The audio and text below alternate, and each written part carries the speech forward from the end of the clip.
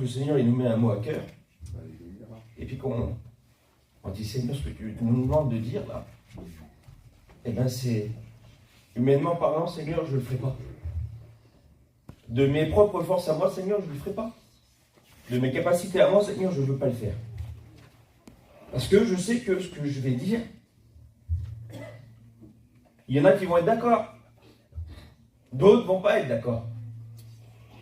Mais j'ai cette confiance en Dieu que quand on prêche la parole, et qu'on n'a pas cette intention personnelle de nuire à quelqu'un, mais qu'on a dans son cœur plutôt le désir d'apporter un mot de Dieu Amen. Et une bénédiction, pas simplement une bénédiction personnelle, mais d'avoir dans son cœur le besoin que toute l'Église entière reçoive cette bénédiction. Alléluia. Parce qu'en vérité, c'est ce que Dieu veut pour nous. Merci Seigneur pour ceux qui reçoivent des bénédictions personnelles. Mais ce que Dieu voudrait pour nous ce matin, ce serait qu'on reçoive quelque chose en commun. Qu'on puisse partager un mot de Dieu en commun. Quelque chose qui nous fasse du bien à tous ce matin. Et je remercie le Seigneur parce que je suis béni déjà dans mon cœur. La réunion eh bien, avait commencé et puis je ressentais l'onction de Dieu. Amen. Et je pense que vous l'avez aussi ressenti ce matin, l'onction de Dieu. Et puis c'est à travers cette onction-là que nous voulons eh bien, que le Seigneur nous parle. On ne veut pas que ce soit à travers des beaux mots, des belles paroles, quelque chose qui pourrait eh bien, plaire à nos oreilles, un beau discours, un beau langage. Non, ce que nous voulons ce matin, c'est entendre la voix de l'Esprit. Parce que c'est le Saint-Esprit qui va bénir nos cœurs. C'est le Saint-Esprit qui va nous faire comprendre les vérités de la parole de Dieu. Et puis j'aimerais faire cette lecture avec vous. Je ne sais pas combien de temps je vais prêcher. À chaque fois, je me base à la montre, moi. Mais je ne veux pas ce matin, je veux qu'on reçoive un mot de Dieu. Peu importe le temps que ça prendra. Dans l'évangile de Luc au chapitre 1er, voici ce que nous dit l'apôtre. Plusieurs personnes ont entrepris de composer un récit des événements qui se sont passés parmi nous. D'après ce que nous ont transmis ceux qui en ont été les témoins oculaires depuis le début et qui sont devenus des serviteurs de la parole de Dieu. J'ai donc décidé à mon tour de m'informer soigneusement sur tout ce qui est arrivé depuis le commencement et de te les exposer par écrit d'une manière suivie, très honorable Théophile. Ainsi, tu pourras reconnaître l'entière vérité des enseignements que tu as reçus. Luc ne cherchait pas à mettre en avant sa connaissance à lui. Il ne cherchait pas à exposer quelque chose qui serait biaisé, quelque chose qui serait sa vision à lui, non. Il a voulu véritablement exposer d'une manière vraie ce qui s'était véritablement passé au temps du Seigneur. Et voici ce qu'il dit. Il y avait à l'époque où Hérode était roi de Judée, un prêtre nommé Zacharie, qui appartenait à la classe sacerdotale d'Abia. Sa femme était une descendante d'Aaron, elle s'appelait Élisabeth. Tous deux étaient justes devant Dieu, aux yeux de Dieu, et ils observaient tous les commandements et toutes les lois du Seigneur de façon irréprochable. Au verset 7, il précise, « Ils n'avaient pas d'enfant, car Élisabeth était stérile, et tous deux étaient déjà très âgés. » J'aimerais qu'on s'arrête là, qu'on puisse déjà dégrossir un petit peu ce qui se passe. L'apôtre Luc nous explique que, à l'époque où Hérode était roi de Judée, il y avait un homme, un serviteur de Dieu nommé Zacharie. Il appartenait à une classe de sacrificateurs qui était, selon ce que dit la parole de Dieu, vous pouvez retrouver ça dans le livre des Chroniques au chapitre 24 et verset 4, où à cette époque-là, les Lévites, ils étaient, si vous voulez, divisés en catégories de serviteurs de Dieu. Il fallait qu'ils descendent tous d'Aaron. Et puis, Aaron avait eu 4 fils, mais 2 étaient morts, il en restait 2 autres. C'était Éléazar et Ithamar. Et puis de ces descendants-là, d'Éléazar et Ithamar, là, on avait divisé des classes de serviteurs de Dieu qui devaient officier dans le temple. Et puis, Zacharie, lui, c'était un de ces Lévites-là. Il avait été choisi pour servir le Seigneur à l'époque où Hérode était roi de Judée.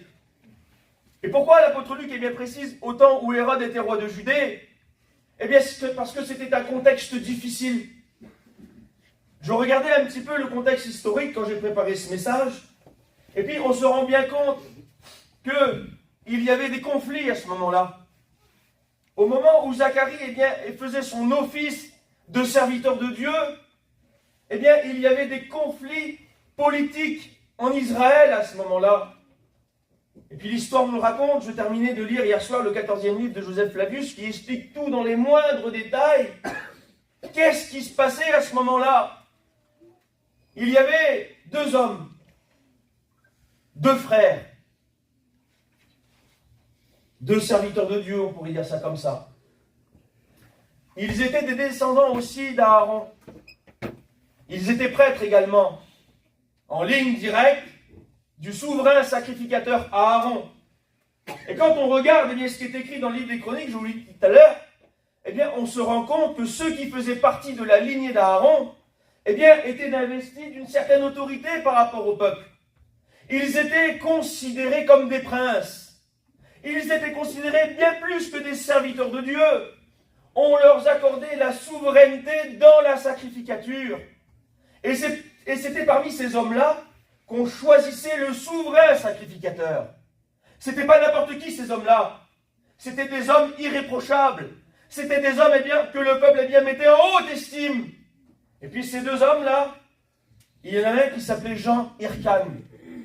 Et son frère, excusez-moi de son nom, c'est pour moi qu'il l'a nommé comme ça, il s'appelait Aristobule.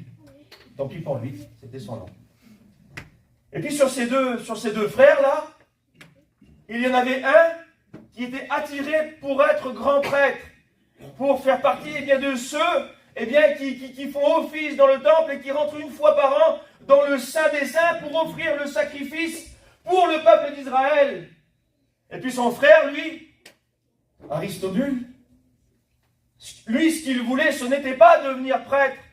Il ne voulait pas devenir sacrificateur. Il ne voulait pas officier dans le temple. Lui, ce qui l'intéressait, vous savez, c'était quoi? C'était de devenir roi. Il avait vu son statut, vu sa posture, vu la lignée dont il était le descendant en ligne directe.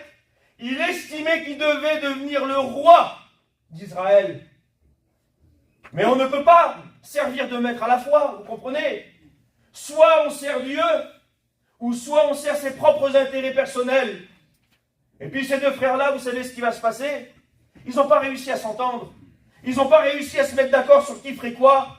Alors ils vont déclarer la guerre. Deux frères serviteurs de Dieu qui vont se déclarer la guerre. Imaginez-vous un petit peu le trouble à cette époque-là. Imaginez-vous un petit peu comment le peuple, les fils d'Israël, considéraient leur élite. Comment les fils d'Israël regardaient leurs serviteurs de Dieu. Ils devaient bien faire les sacrifices, ils devaient présenter le péché du peuple à Dieu. Et au lieu de se soucier des besoins du peuple, ils étaient en train de se faire la guerre.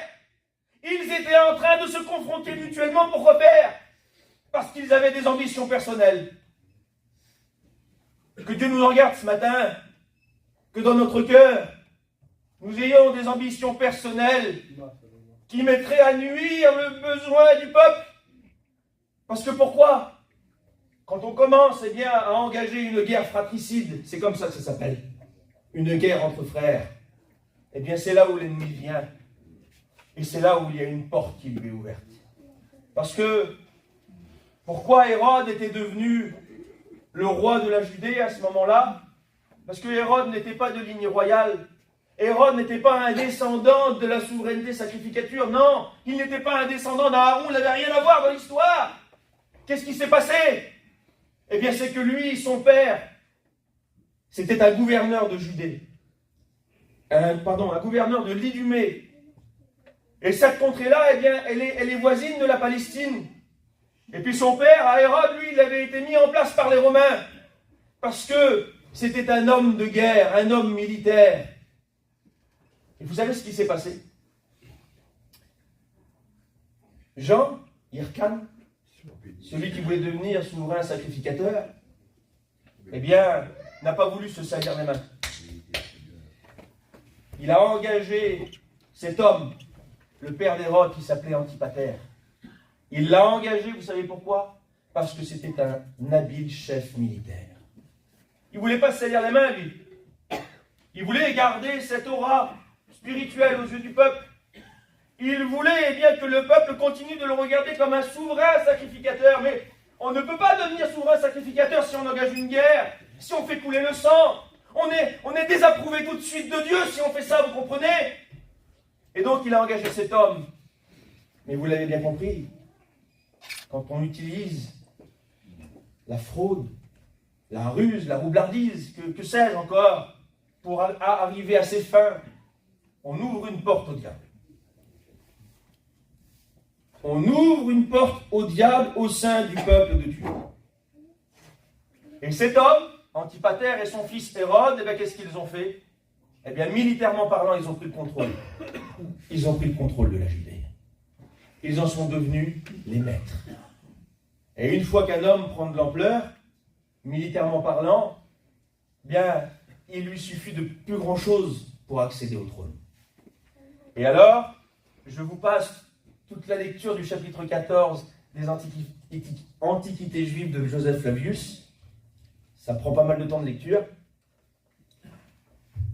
Et bien, ce qui s'est passé, c'est que Hérode est allé à Rome, s'est fait décerner par le Sénat romain l'autorité royale, parce qu'il était un chef militaire. Et voilà que, au lieu que ce soit ceux qui étaient mis en place, qui devaient apporter au peuple la loi de Dieu, les commandements du Seigneur, au lieu que ce soit eux qui devaient gouverner le peuple, parce que c'était spirituel, c'était voulu comme ça, eh bien, à cause de leur désaccord, ça a été un étranger qui s'est mis à régner sur le peuple. Et Hérode, vous savez ce que c'était? C'était un homme de guerre, un homme sanguinaire, qui n'a pas hésité à tuer des milliers d'hommes, des milliers de personnes pour accéder à son titre, là. Parce que lui, il ne regardait pas au bien spirituel. Lui, il ne regardait pas à ce que le peuple soit béni. Non, il voulait acquérir des richesses. Et il voulait le titre, il voulait la gloire. Voilà ce que ça coûte de s'entretuer entre frères. Ce n'est plus Dieu qui règne sur nos vies. Ce n'est plus Dieu qui règne sur son peuple. Non, c'est le monde qui finit par agir dans l'Église. Vous voyez pourquoi je suis touché dans mon cœur quand je dis oh, parce que c'est pas facile à dire. Et je demande toute l'aide du Saint-Esprit ce matin, que Dieu fasse comprendre dans nos cœurs cette vérité biblique. Alors pourquoi je vous ai exposé cette petite introduction historique? Eh bien, c'était simplement pour vous dire que Zacharie, lui, il officiait en tant que serviteur de Dieu dans ces conditions-là.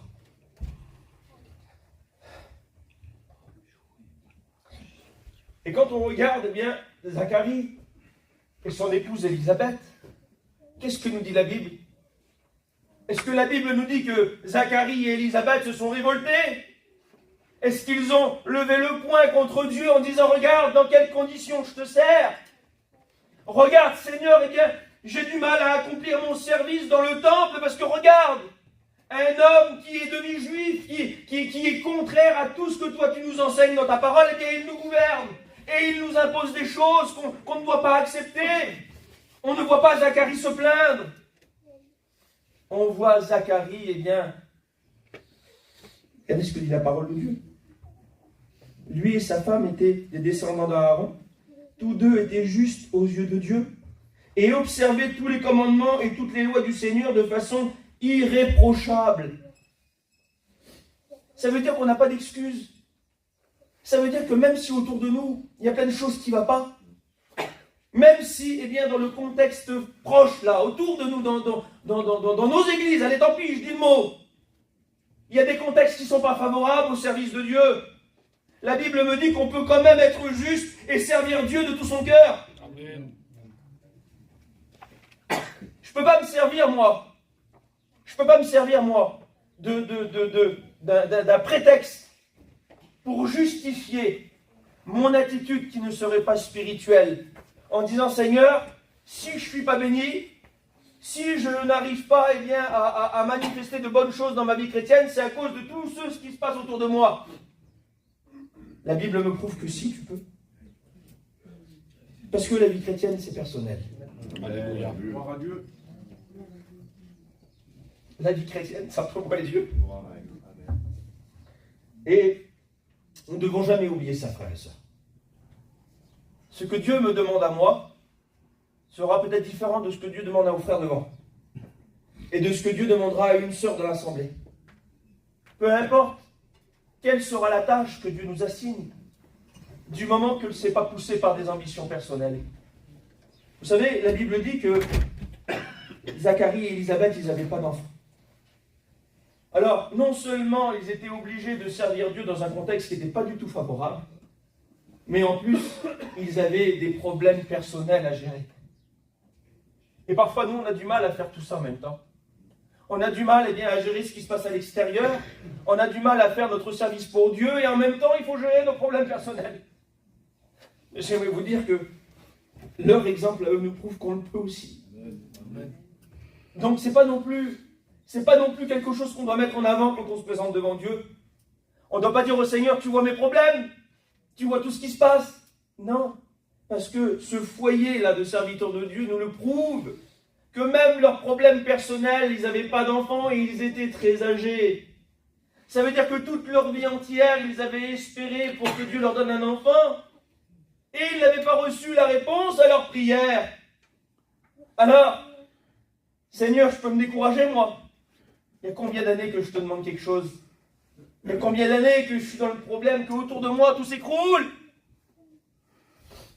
Mais est-ce que Zacharie, eh bien, un jour, lorsque Dieu va lui demander de venir au temple pour assurer son service, parce que c'est la suite du passage, un jour, Zacharie assurait son service devant Dieu. Un jour. On ne sait pas quand, mais un jour, Dieu l'a appelé. Je ne sais pas quand Dieu va vous appeler, moi, à son service. Pas spécialement dans le ministère, vous comprenez. Mais à son service, à lui. Pas au service des hommes. Pas au service, eh bien, des gens qui nous entourent. Mais au service de Dieu. Amen. Et en servant Dieu, comprenez bien, eh bien, nous serons aussi au service des hommes. Parce que c'est ce que Dieu nous demande. Tu aimeras ton Dieu de tout ton cœur, de toute ton âme, de toute ta pensée, de toute ta force. Mais tu aimeras aussi ton prochain comme toi-même. Alléluia. Il faut toujours garder à l'esprit que ce qui nous pousse à faire quelque chose, c'est l'amour. Amen. L'amour qu'on a envers Dieu. Et puisque j'aurai d'amour envers Dieu, le Seigneur fera grandir aussi de l'amour pour mon prochain. Et même si mon prochain, c'est une tête de mule, même si mon prochain, il a un sale caractère, même si mon prochain, il m'a fait des torts, même si mon prochain, il m'a planté un poignard dans le dos. Vous savez, même Judas a été aimé de Jésus. Même Judas a été aimé de Jésus. Ça veut dire que, en vérité, qu'est-ce que l'Évangile? Quel est le message de l'Évangile? On le résume par quoi, l'Évangile? Dieu a tant aimé. D'accord? Mais qu'est-ce qu'il nous a dit pour nous? Parce que ça, c'était la part de Dieu d'aimer les hommes. C'était son plan à lui, c'était son côté à lui, ça. Mais qu'est-ce qu'il nous a demandé à nous? Aimez-vous les uns les autres. Amen. Ça, c'est notre parole. Alors oui, un jour, Zacharie assurait son service devant Dieu. C'était le tour de sa classe sacerdotale. Suivant la coutume des prêtres, il avait été désigné par le sort pour entrer dans le sanctuaire du Seigneur et y offrir le parfum. Seigneur, tu me demandes d'entrer dans le sanctuaire. Je ne suis pas digne d'entrer. Je ne suis pas digne, Seigneur, d'entrer. Le peuple attend de moi que je fasse mon office. Mais j'y vais, Seigneur. Mais vraiment, j'y vais parce que c'est toi qui me le demandes. Parce que c'est toi qui m'as désigné. Sur les 24 classes de sacrificateurs, sur toutes les familles de serviteurs de Dieu, tu me désignes à moi, le vieillard âgé, qui est certainement la risée du peuple. Parce que dans la parole de Dieu, lorsqu'on lit, une femme qui ne pouvait pas avoir d'enfant, c'était une honte. Ça voulait dire que Dieu ne portait pas un regard favorable sur ta vie. Dieu ne t'avait pas béni pour avoir un enfant, donc ça veut dire que tu n'étais pas agréable aux yeux de Dieu. Seigneur, tu me choisis à moi. Mes frères me méprisent à moi. Je ne suis pas considéré comme un super spirituel. Je ne suis pas considéré comme le meilleur serviteur de Dieu. Mais pourtant, tu nous choisis quand même. Alléluia. Tu ne regardes pas à nos fautes. Tu ne regardes pas au peu de capacités qu'on pourrait faire, Seigneur. Non, parce que tu regardes au cœur. Et son cœur à Zacharie était vrai. Alléluia. Son cœur était pur.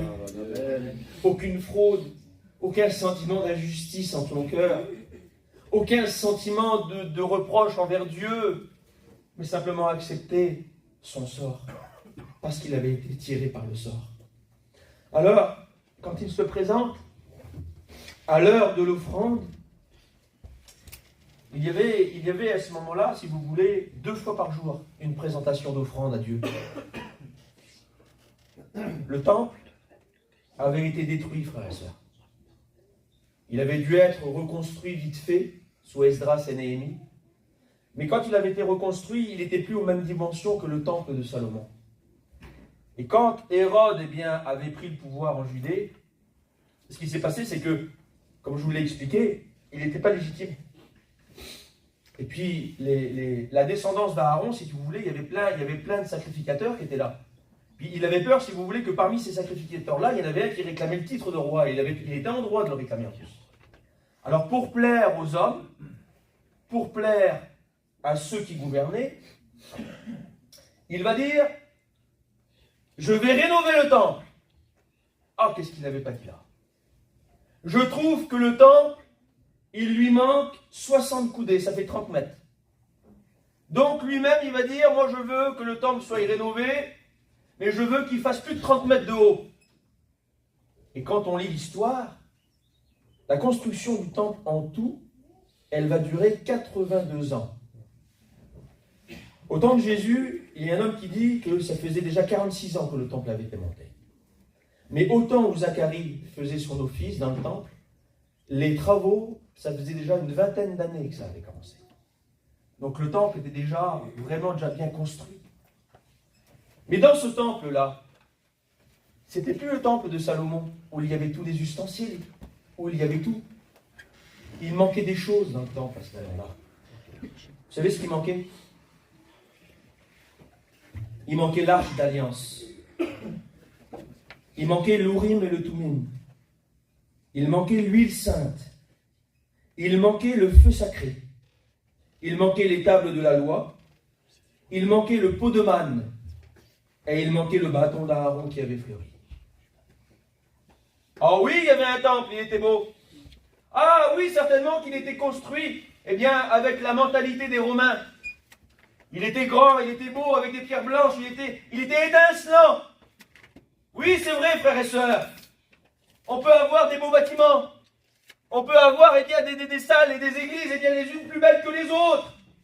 Mais si dedans il n'y a plus d'alliance, l'arche d'alliance, celle conclue avec Dieu, si on n'est plus en communion avec Dieu, on n'est plus sous son alliance, à quoi ça sert? À quoi ça rime?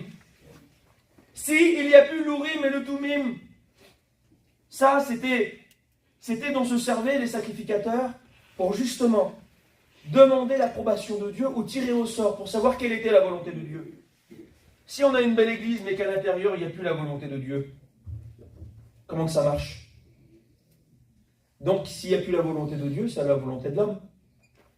Mais vous, je vous pose la question, est-ce que vous voulez suivre les hommes? Qui c'est qui veut suivre Dieu ce matin? Levez la main. Gloire à Dieu. Nous voulons suivre Dieu. Peu importe la direction qu'il nous montre. Peu importe ce qu'il nous demandera. Que c'est difficile ou que c'est facile, on le fera parce que c'est Dieu qui nous le demande. Il manquait l'huile sainte. Pas une huile quelconque, non, c'était une huile qui était mise à part au service de Dieu. Pour oindre les choses saintes qui étaient au service de Dieu.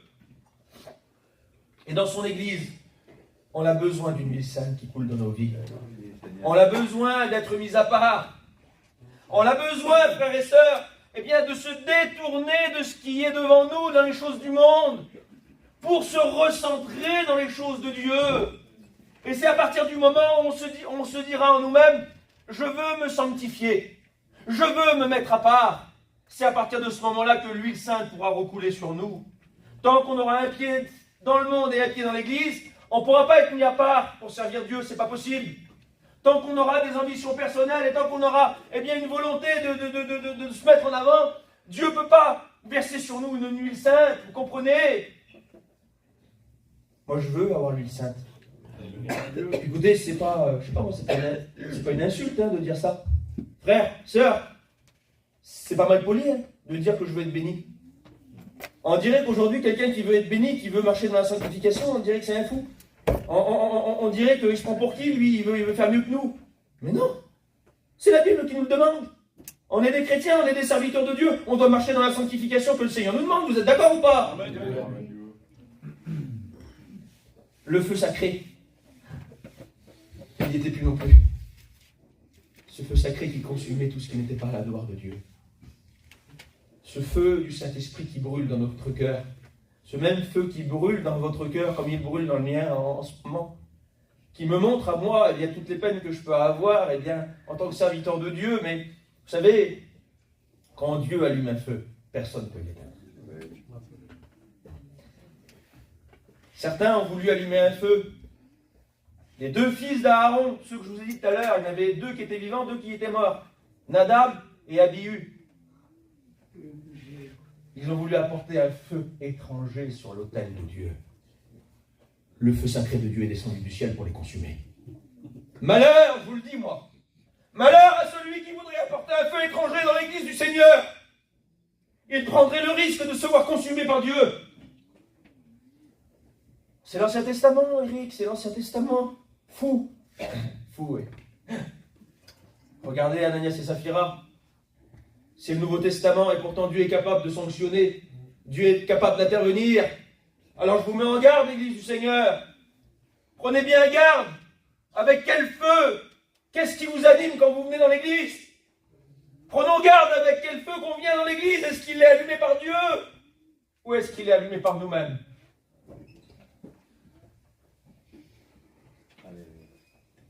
Il n'y avait plus les tables de la loi. La représentation des Écritures. La représentation de la parole de Dieu. Seigneur. Ça coule de sens pour moi. Je ne sais pas si pour vous.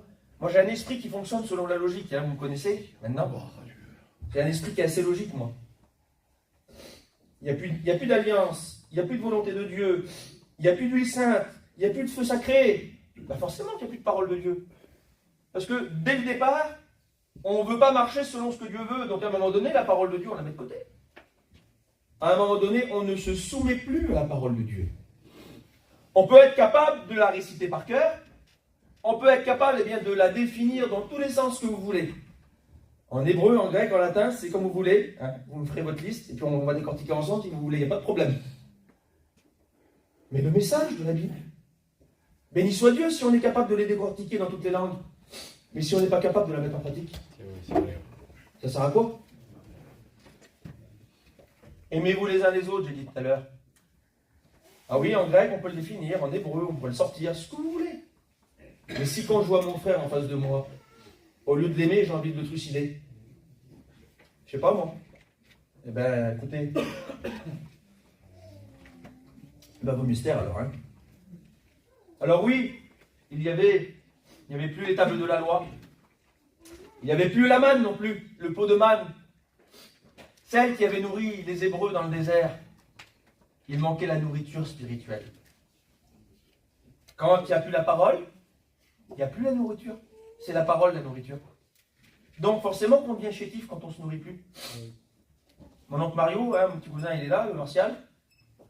Son père, il a rentré à l'hôpital il y a quelques jours en arrière. Et puis mon oncle Zinda, eh bien, il peut plus s'alimenter, il ne pouvait plus s'alimenter. D'ailleurs, je ne sais pas s'il peut encore s'alimenter. Si, ça y est, il commence à manger. Eh bien Zinda, les quelques jours qu'il a resté sans alimentation, il a fondu comme une bougie. Il a maigri vraiment vite. Pourquoi? Parce que si déjà on est un petit peu chétif, personne âgé mon oncle, et que tout de suite on ne s'alimente plus, eh bien aussitôt, on manque de mourir. Si déjà dans une vie spirituelle, tu as du mal déjà à avancer, et puis que du jour au lendemain, tu n'as plus de nourriture, tu viens à la réunion, et puis, en vérité, Seigneur, pardonnez-moi mes frères, je vous en supplie, je vous demande de me pardonner de ce que je vais dire. Parce que je dois me regarder quand je dis ça alors. Mais si les serviteurs de Dieu n'arrivent plus à donner de la nourriture au peuple, c'est notre responsabilité s'il y en a qui meurent. Parce que c'est à nous de les nourrir. Comprenez? C'est pour ça qu'il faut qu'il y en ait peu qui se mettent à enseigner la parole de Dieu ou à prêcher l'évangile. Parce que si tu ne le fais pas correctement, tu as la vie spirituelle, éternelle, parfois des gens entre les mains. C'est pour ça qu'on met autant de critères aux futurs étudiants, à ceux qui se disent « je veux me lever pour servir le Seigneur ». Bah oui, mais c'est bien, tu as un bon désir. 1 Timothée 3, que celui qui aspire à la charge d'être évêque, eh bien, il désire quoi? Une œuvre excellente. La première condition, c'est d'avoir un désir dans son cœur de travailler correctement dans l'œuvre du Seigneur. Vous comprenez?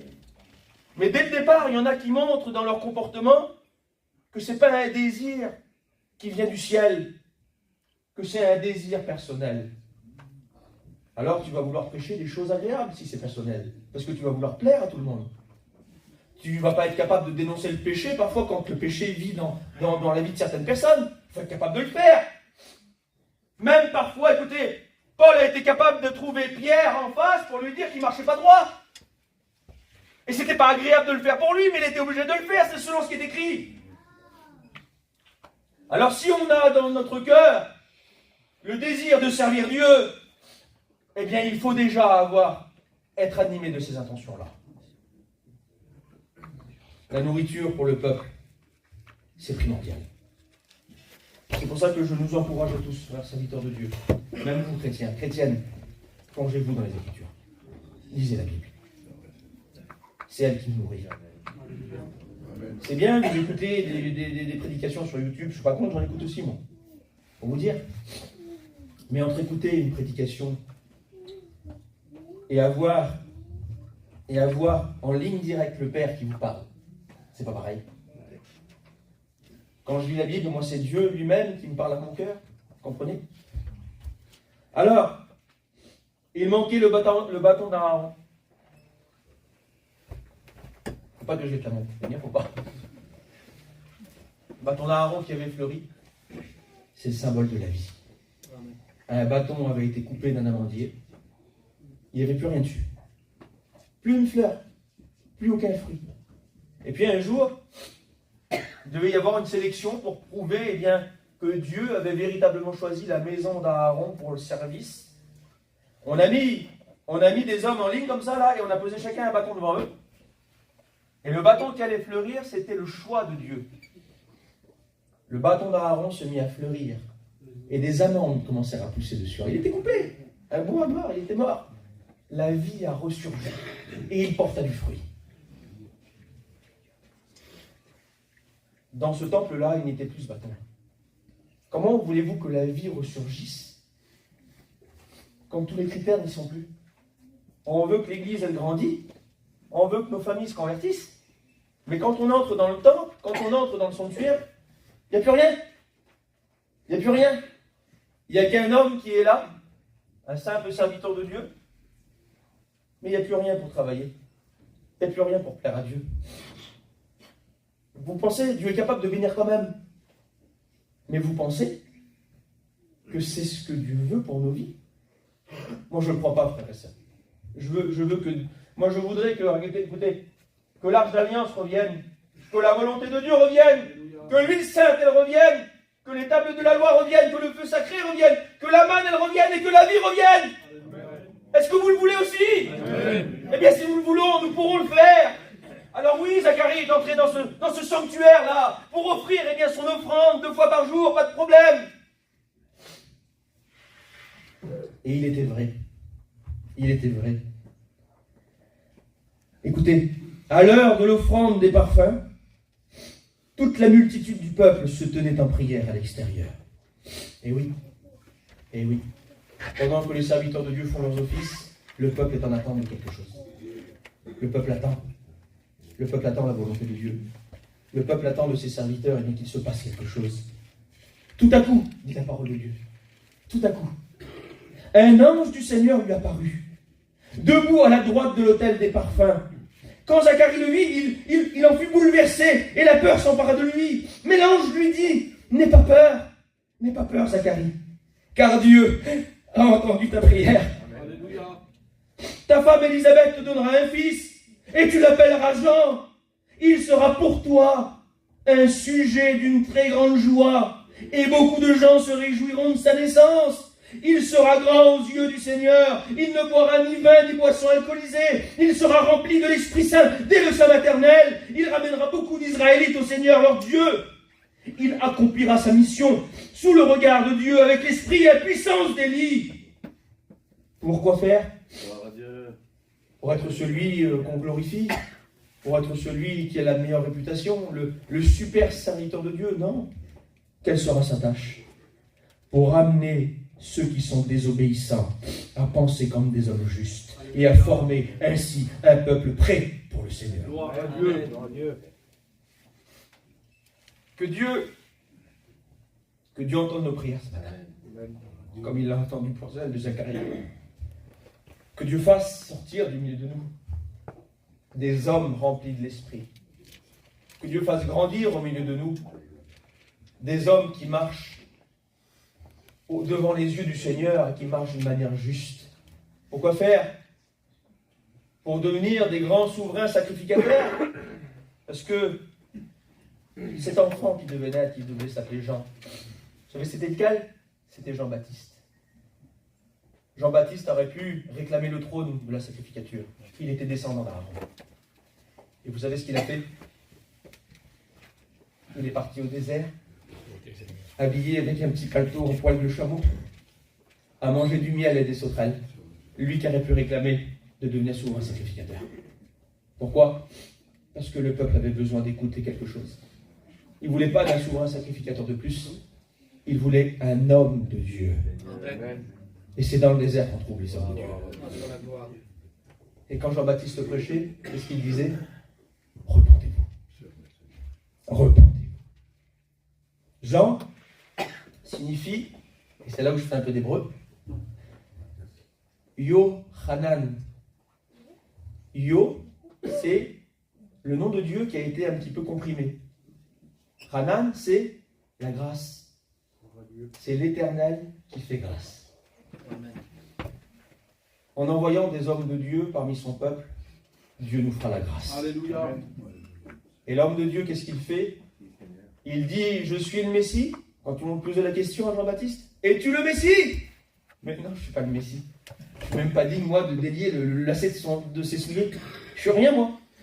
Je suis simplement une voix qui crie dans le désert. Le Messie, c'est Christ. Amen. Et tous les serviteurs de Dieu doivent garder ça à l'esprit. Alléluia. Nous ne nous prêchons pas nous-mêmes, mais nous prêchons la croix. Alléluia. Nous présentons le Christ. Parce que c'est lui, l'agneau de Dieu, qui ôte le péché. Amen. Frères et sœurs, en prie le Seigneur. Gloire à Dieu. Nous voulons te bénir.